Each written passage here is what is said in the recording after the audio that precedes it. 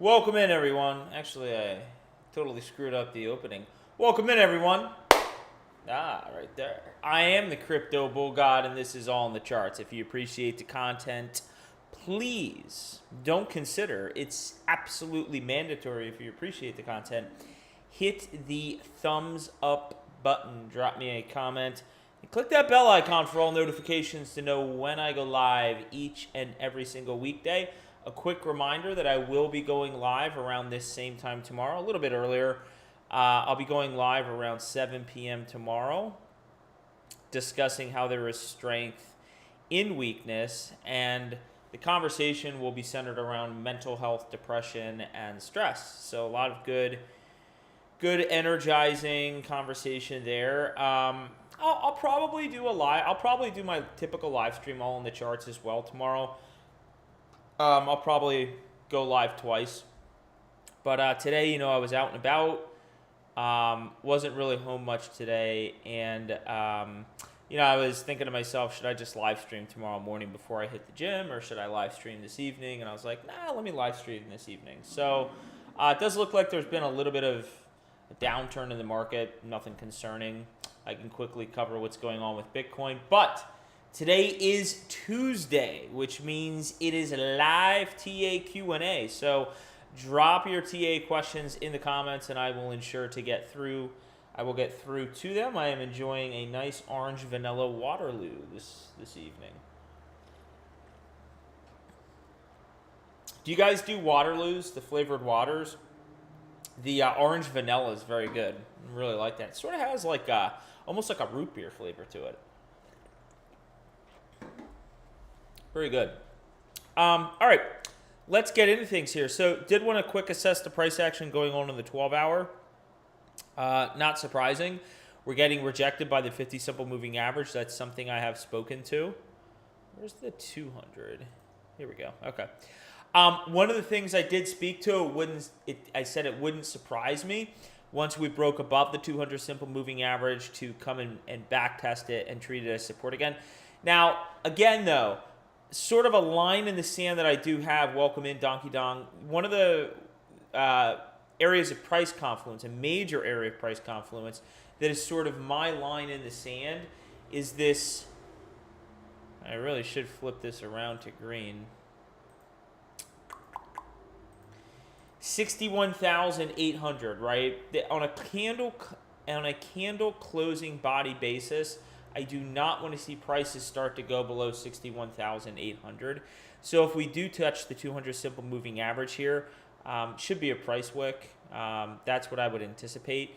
If we start to get candle body closes that are occurring below 61.8, I mean, really what you're opening yourself up to is revisiting these lower levels, right? And I really don't want to see that, because what that will do is increase the likelihood that we will see continued downside, right? So I really want prices, now that we've popped up here, okay, that's fine. We're a little overextended. We're consolidating. We're still above 61.8. I really want to bounce at this level. And then I want to get into this level between 63.8 and $68,000, okay? So I want to get in that $63.8 to $68,000 range, and then I want to consolidate in this area. Now, as I'm waiting for TA questions to come in, Todd, super chats are never expected but always appreciated. Thank you, kind sir, and we will certainly get to Injective, where you can revisit it. I think it's at $25 last time I looked at it. Real quick comment, guys, and something that I didn't want you to lose track of. I haven't spoken to this in quite a bit. Did take some time away from YouTube, so I haven't really hit on this. I really want you to keep this important fact in mind. One of the basic things that I spoke to, okay, is the idea of price consolidation, and why at this point it is very healthy and very good to see the price consolidation that we're seeing, okay? If we go back to my weekly expectations view here, okay, and we're starting to see a little bit of a deviation in roughly what I expected, okay? And again, I put this out here back in September of 2023, so a while ago. But the idea is, okay, if we were to go vertical, right? Let's say that we never got this pullback, right? Let's say this never happened and we went straight up. That would result in our price indicators getting overheated quicker. And it would result in less runway. Remember how, if you've been on this channel for a while, I've always spoken about how consolidation essentially leads to a runway for prices to go higher. The more we consolidate in this area, the more it allows prices to cool off, and the greater the probability is not only that this bull cycle will get extended, allowing a lot of these alts to run higher up, but it'll also allow Bitcoin to theoretically hit a higher price target, right? Meaning, if we begin consolidating, let's just say May ends up being a massive consolidation month, right? And we really don't start to take up for our next leg until June, it would be a lot healthier to do something like this, okay? And then have a blow off top, versus if we had never gotten this consolidation and started running up, theoretically, we wouldn't go as high, just because things would get way too overextended way too quickly. So the more this sort of drags out, okay, and consolidates, it's actually very good and very healthy for the market, because it should theoretically result in a higher blow-off top target. This is something I've spoken to very routinely in the past, and I have not spoken to recently. So with that being said, let's get into your questions here. First question coming in from Todd on a super chat. Todd has been a very loyal supporter of the channel, which I certainly appreciate. We're going to take a look at injective protocol. So you can see, great example where a very valid formation was present in this chart. We essentially had a ascending triangle. You could also say this was a bull flag. And what ended up happening here? Well, we broke to the upside as we would have expected. That was the higher probability scenario. We didn't see follow through though. We actually ended up rolling over. So based on the formation that was present here, this is a great example of the higher probability scenario not playing out. We had an ascending triangle. We had this flat base, an ascending line up of support. You could even call it a bull pennant. We got the break up, okay, the breakout. We came down. We back tested this initially on the 3-day candlestick as support, but then we started falling back below into the formation and rolled over with the rest of the market, right? So this was a fake out. This one in the least probable direction. This is what a lot of people really don't understand. As chartists, all we're doing is we're evaluating the price data, and then based on that price data, based on the price indicators, the price data, the formations in the charts, we're coming up with this probabilistic view, right? That's all we can do. We come up with a probabilistic view in terms of, you know, what's most and least likely moving forward. And what makes up that set of probabilities? What's most likely and least likely. So it's not always the most likely scenario that's going to play out. The least likely scenario played out here. Now, the question is, and let's get this off the screen, the question is, what are we doing now? Now, typically, if something rolls over like this and we're still exhibiting a bullish trend before we start taking a look at it, we already have some major areas of support illustrated here, right? Let's get off the price indicators. We already have major areas of support. So ideally, without even seeing where price is at right now, what I would like to see and what would express the greatest strength is, okay, we're going to flip this back into resistance, but we've gravitated in this zone between 20 and 30, and hopefully we're just chipping and chopping. Because if we start breaking 20, well, now we're going to deviate into the 20 to 15 range. If we deviate below 15, now we run the risk of going all the way down to 10, right? So we don't want to see a dip that hard. So the greatest strength within this chart, considering the fact that the rest of the market has been correcting, is we really want to maintain a price area between 20 and 30, okay? So let's take a look again. This is on 3-day, and that's exactly what we've done. So you can see the volatility on this candlestick temporarily took us below 20. That would have been an awesome buying opportunity. Ever since then, we've just been consolidating in here. Now, is there anything? I'm possibly seeing a falling wedge here. Not really. More of a falling channel than anything. Let me see on a 2-day. 2-day. Nah. We go back to a 3-day and we go a Heikinashi. Where the hell's the Heikinashi? I'm looking right at it. There we go. Nah. Thought I saw a falling wedge, but no. Okay, so what do we want to see from price? Well, we have a descending area of resistance right here, right? So one thing that's going to confirm some strength in the chart is breaking above the descending area of resistance. We have to flip this red to resistance here. It's all about getting above 30 bucks. I mean, at the end of the day, that's really, without overcomplicating the chart, it's about breaking above 30 bucks, right? So step number one, and we want to maintain 20 bucks. 20 bucks is sort of my line in the sand. If we start getting candle body closes, even on a daily basis, that are going below $20, it really opens up the possibility for 15. I don't see that happening, but it certainly opens up the door to 15. So what do we want to watch for here? We essentially want to watch, first thing we want to watch for in this chart is for $20 to hold, right? The second thing we want to watch for is this descending resistance being broken. And the third thing we want to watch for is $30 being broken on a candle body closing basis on a daily chart. And then for the preceding candlestick to have its candle body close above $30, at or above 30 bucks, for that confirmation candlestick. Those are the three things that we want to watch for on this chart. If we go to price indicators,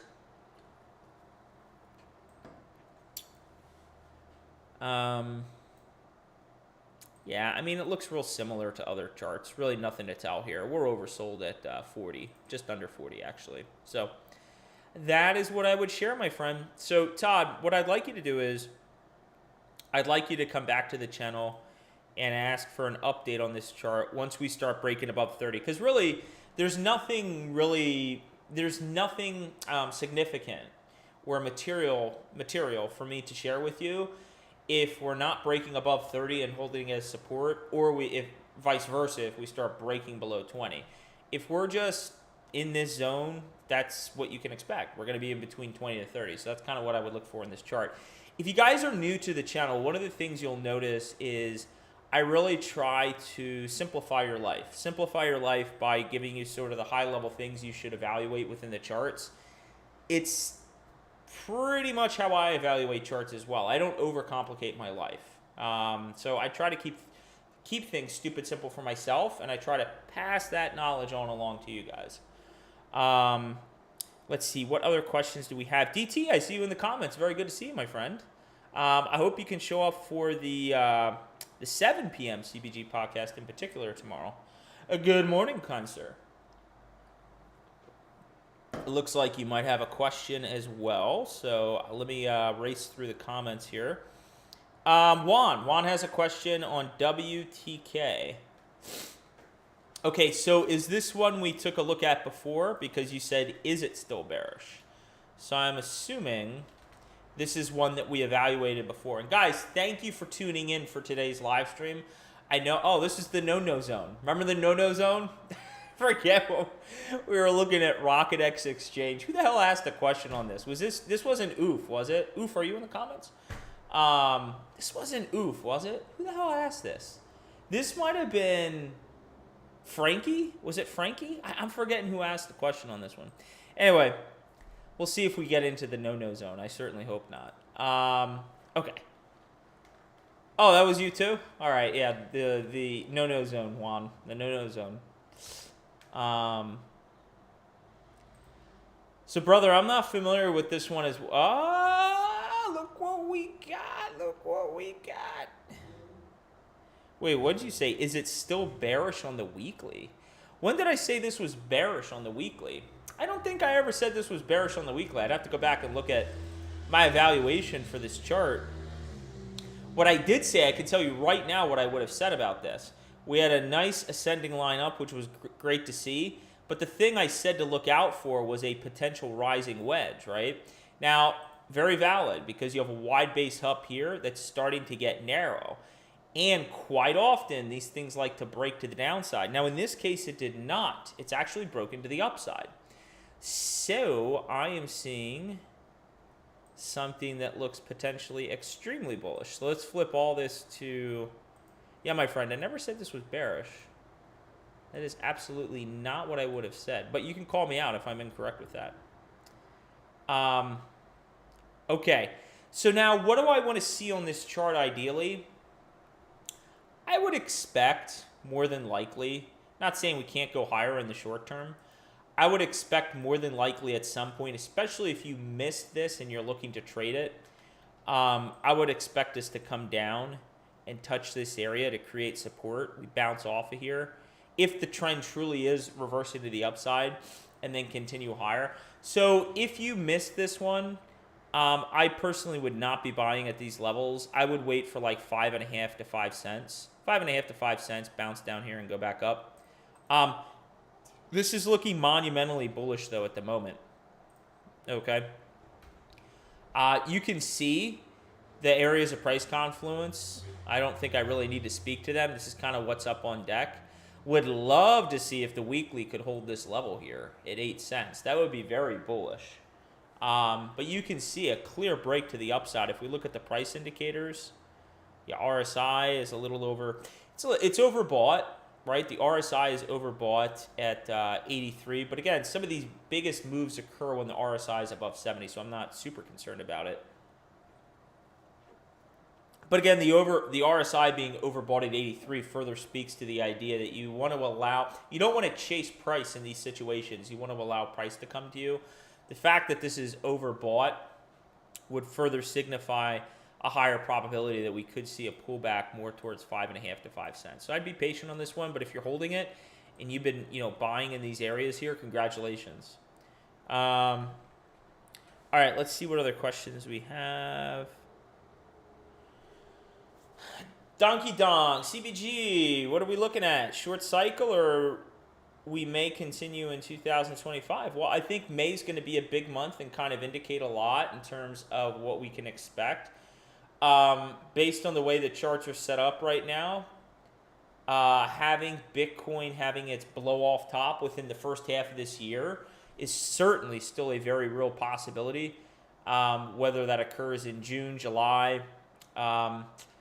But we'll have to see how May comes in, because if May truly does create a sort of like an indecision candle, just chipping and chopping, and we don't see some explosive moves to the upside in May, really leaves it up to June and July, and kind of makes me lean towards maybe this bleeding into, could be August, September, October. So we'll have to see. But, timing is one of those things. It's the hardest thing to kind of nail down. One of the individuals I'd really like to get back on the stream, and it's, the fact he hasn't been on is, I know he's busy doing his thing. And I have not reached out to him recently just because of everything that's been on my plate. Just too much at once. But I'd like to get Tony back on here to talk about cycle analysis. So we'll have to see. In short, we'll have to just be patient and see. But again, I came out here several months ago and I said, this is my predominant view. Okay, whether we top in June or July, this is my predominant view. All right. But I hope I'm wrong. That's what I said. I hope I'm wrong. And the reason that I hope I'm wrong on timing goes back to the earlier comments that I said, which is if this thing really does extend going into the end of this year or even early 2025, that is going to theoretically result in a higher probability for a much higher blow-off top in Bitcoin, which would mean more capital flowing into your altcoins. Also, I said a significant, I started purchasing Caspa in July or June. So I would love to sell all of my Caspa when it gets at euphoric levels at long-term capital gains tax rates versus short-term. So it would certainly benefit me a lot, especially given it's my largest altcoin holding. So, what other questions do we have? Fidium, FI is a project I've liked for a long time now and loaded up on. Can you take a look at the chart? Of course. Like I've said, I think DT has been my longest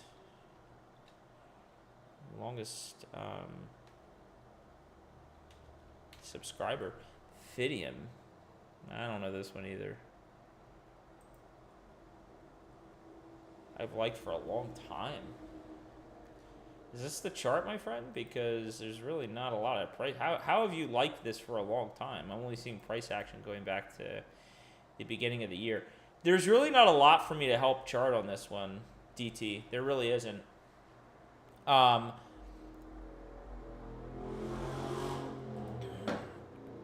those noises. Glad I have my window open.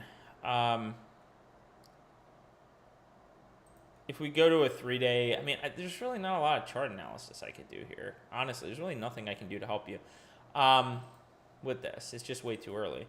But real quick, I want to see this line of support hold right there. We don't want to start coming down and breaking this level right here, because that's going to open up the possibility to waterfall down, right? So hold that line. In terms of areas of resistance, this is a major level right there. I mean, you can read the numbers off to the right. They're too small in decimal for me to read. So we want to see the 2.5 hold, and I would love to begin breaking above this 4.88. The other thing you can see in this chart, even though the data is very immature, there is a descending line of resistance that's still here. So you can see touchy, touchy, touchy, touchy, almost a touchy and touchies. Okay, so we need to break above here.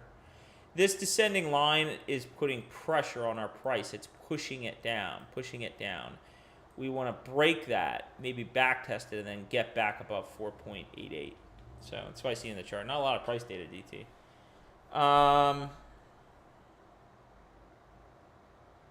No, Juan. Yeah, just to reiterate, my friend, the chart didn't look like shit. I was just warning you about that rising wedge. That's all.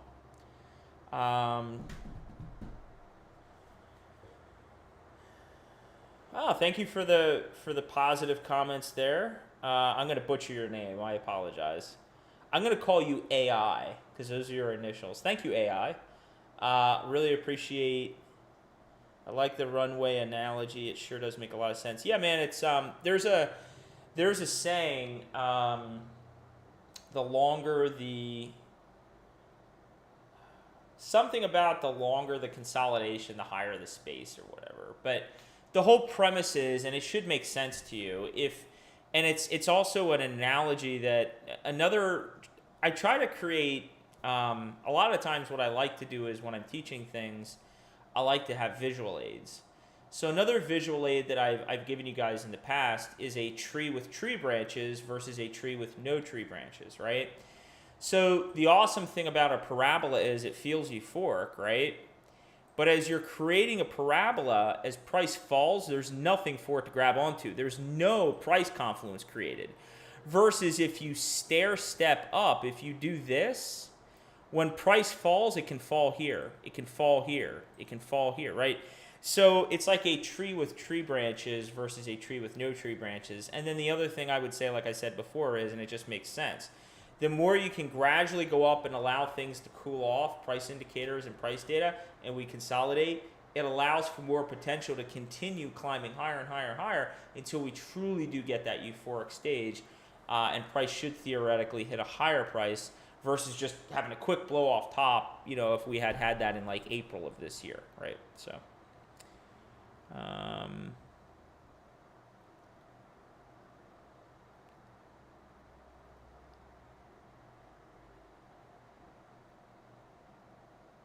headshot was awesome. I have no idea what you're talking about, Donkey Dong. That headshot was awesome, CBG. I don't even see Evan. Evan is not here. I'm not really sure what you're talking about. I had to put him on timeout yesterday because he was blowing up the comments. Have you ever charted gold? Yeah, I have charted gold, not in a while, but what's interesting is I'll get into this more tomorrow during the podcast, but I've actually been enjoying I've gotten back into charting.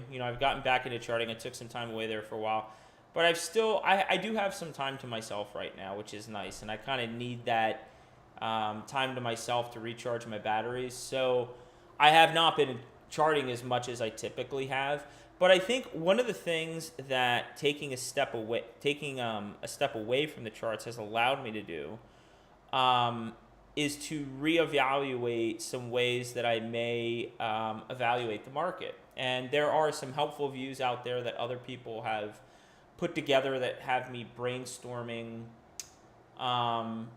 ways to chart things that give a different perspective in terms of the relative strength of the crypto market, the stock market, etc. So just your comment made me think about that. I haven't charted gold in a while, though.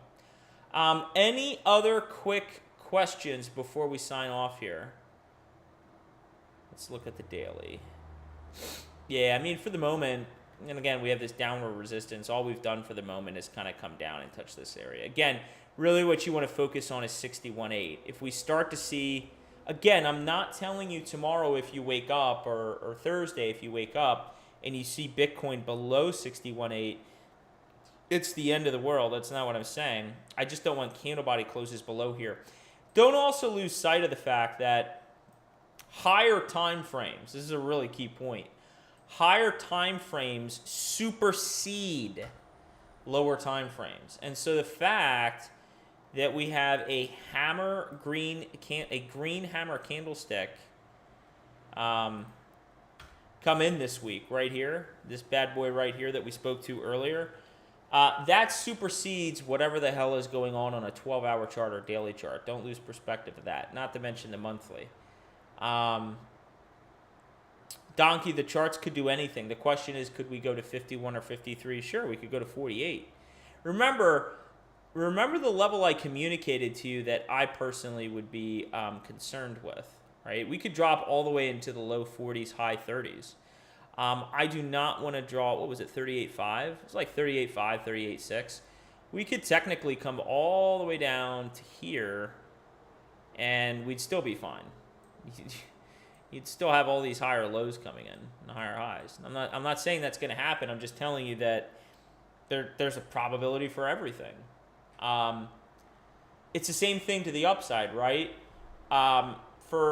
Chartists who I respect, by the way, I see some chartists out there, chartists who I respect, calling for Bitcoin. You know, it's very possible for Bitcoin to go over $200,000 this year. I don't see that. I don't see that.